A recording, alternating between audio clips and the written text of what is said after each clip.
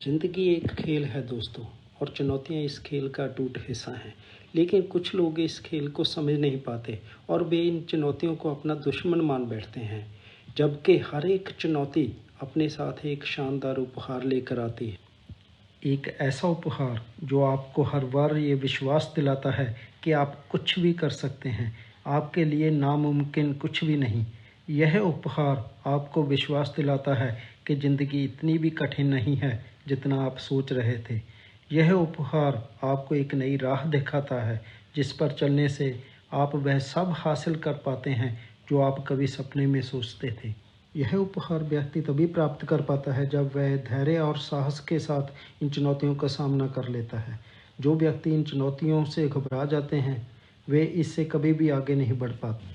तो चलिए दोस्तों, आज मैं आपको इन्हीं चुनौतियों के बारे में बताऊंगा जिनको आपने लाइफ में अगर ओवरकम कर लिया तो आपको ये सफल बना सकती हैं। पहली चुनौती है आपकी उम्र, मीन्स आपकी एज। देखिए दोस्तों, एज सिर्फ एक नंबर है। सफल लोग अपनी उम्र को कभी भी अपनी सफलता के आड़े नहीं आने देते। वे कौन हैं और क्या करने की क्षमता रखते हैं, इसकी पहचान उनकी उम्र से कभी भी नहीं होती।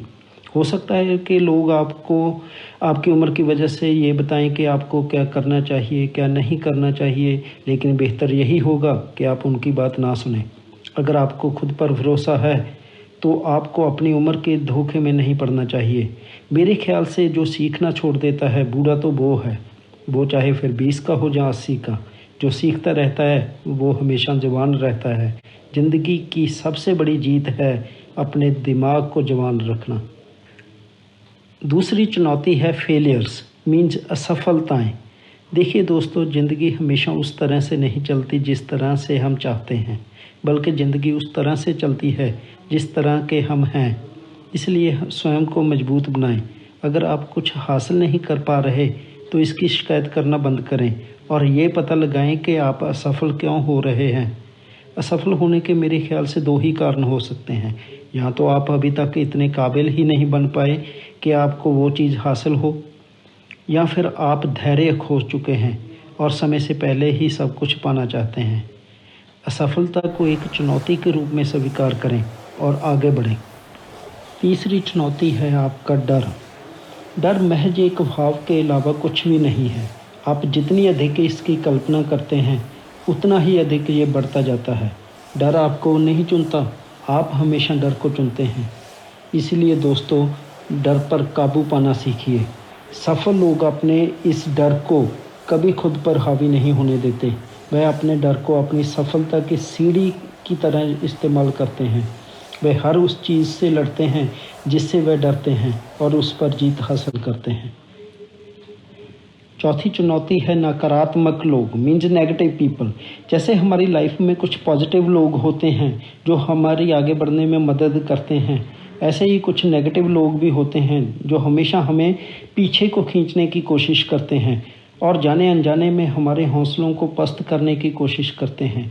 ऐसे लोग बहुत ही बड़े सलाहकार होते हैं जिनको आपके फील्ड की या काम की नॉलेज हो या ना हो, लेकिन हमेशा वे आपको सलाह देते रहेंगे और आपके सपनों को चकनाचूर करते रहेंगे। बेहतर यही है कि आप ऐसे लोगों से दूरी बनाकर रखें। आपको ऐसे लोगों की बातों को चुनौतियों के रूप में लेना चाहिए और अपनी सफलता से इन लोगों का मुंह बंद कर देना चाहिए। पांचवी चुनौती है आपका बीता हुआ कल और आने वाला कल, means your past and your future.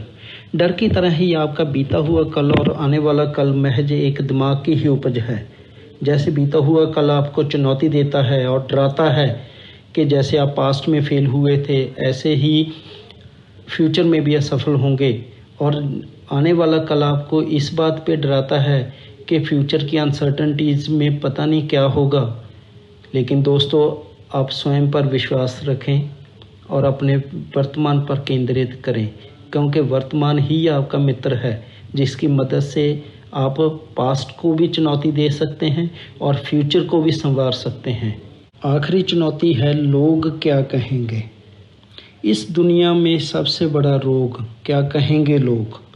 दोस्तों, इससे कोई फ़र्क नहीं पड़ता कि दूसरे आपके बारे में क्या सोचते हैं, लेकिन इससे ज़रूर फ़र्क पड़ता है कि आप अपने बारे में क्या सोचते हो। आपको आपसे बेहतर कोई नहीं जानता, इसलिए खुद पर विश्वास रखें, ना कि दूसरे लोगों पर।